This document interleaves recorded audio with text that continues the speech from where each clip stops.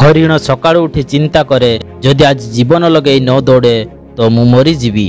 मात्र सिंह सकाळु उठी चिंता करे जदि आज जीवन लगे न दौड़े तो भकिला रही।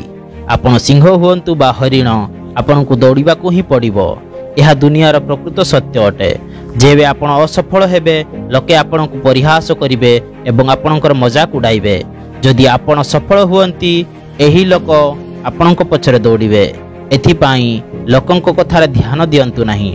लोकंक कथा तो पत्थर सदृश अटे। एहाको जदि पिठीरे पकेइबे तो अंटा भांगी जिवो। एहाको जदि पाद तले रखिबे आपण एहा उपरे चढ़ी ऊपर को उठी जाई परिबे। सेथिपाई तो केही जणे कहि अछंती जहाको जहा कहिबार अछि कहिबाकु दियो। एहा तो समय समयर कथा। समय समस्तंकर आसी थाए।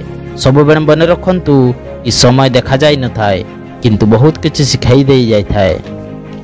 समय को कहीं देखी पारे नहीं किंतु समय हमको बहुत किछि सिखाई दे जाता है। समयर मूल्य बुझिबार अछि तो खबर कागज को पचार। जहार मूल्य सकाळे 15 टंका थाए सही खबर कागज संध्या बेल को केजी 15 टंका हो जाए। ए जीवन सहज नुहे बंधु। एथिपाई निजको दृढ़ करने को पड़ी थाए। ठीक समय केबे आसे नहीं ताको आनिबा को पड़ी थाए।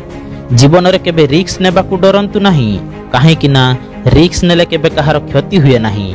हुए तो आपण को विजय मिलिबो नचेत हारिगले शिक्षा मिलिबो। सब बेले मन रखंतु बंधु भिड़र चलिबा सहज होई थाए काहे कि ना भिड़ साहस देई थाए। किंतु एहा भी एक सत्य अटे।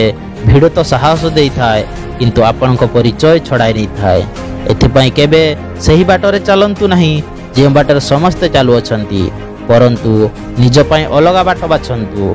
हुए तो ताहा कठिन होई थाई पारे किंतु अलग रास्ता ही आपन को अलग परिचय दे थाए। धन्यवाद।